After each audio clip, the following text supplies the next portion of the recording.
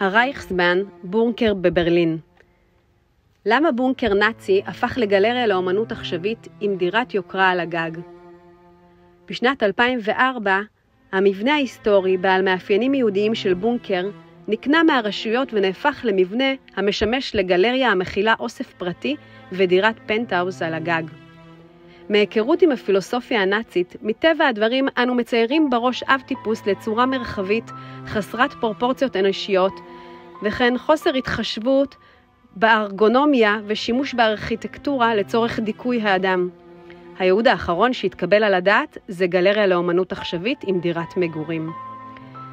בארכיטקטורה של הבונקר אפשר לראות מבנה בעל מאפיינים רנסנסיים, יצירת כניסות קשתיות בגובה אנושי, חלוקה של חלונות לפי קומות, כותרת בקרקוב הגב. בתודעה העכשווית, שפה זו מתקשרת לווילות יוקרה, מלונות בוטיק וארמונות. פנים הבניין נראה כמו בונקר קלאסי שמזכיר משחק מחשב דום.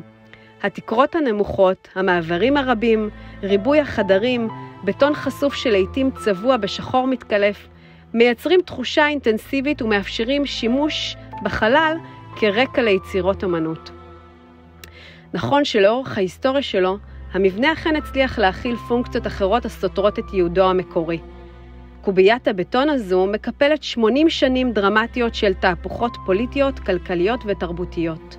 לאחר המלחמה, במאי 1945, כשהסובייטים כבשו את העיר, הבניין שימש ככלא של הביון, ועם הקמת גרמניה המזרחית, הפך למחסן של פירות טרופיים שיובאו מקובה, מה שזיכה אותו בשם העממי, בננה בונקר. אחרי נפילת החומה הוא הולאם וננטש, וב-1992 הפך לאחד ממועדוני הגייז והטכנו המפורסמים בעולם.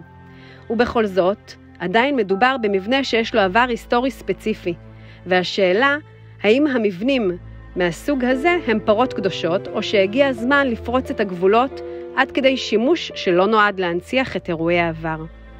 הרקע ההיסטורי והניגוד בין חזות הגלם, המשתלבת בסביבה האורבנית של מרכז העיר ברלין, לבין החלל הפנימי, הברוטלי והקשיח, יוצר דיסוננס חריף בתודעת המבקר. הייחודיות הזו מאפשרת שימוש במבנה שלא לצורך אנדרטת זיכרון. הזיכרון בעברו נוכח מאוד. האם זה ציני? כן. השימוש הציני במבנה בעל קונוטציה שלילית לצורך שיווק עצמי מעלה שאלה אתית בנושא זיכרון של העם הגרמני.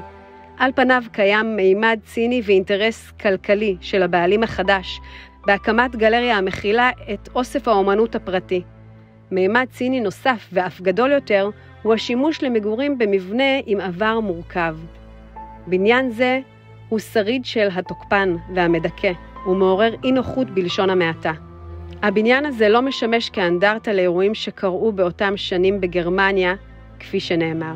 השימוש הרב-תכליתי במבנה זה מעלה שאלות אתיות.